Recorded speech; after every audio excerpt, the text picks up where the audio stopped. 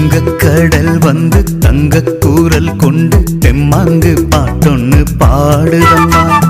வங்கக்கடல் வந்து தங்கக் கூரல் கொண்டு தெம்மாங்கு பாட்டொன்னு பாடுதம்மா.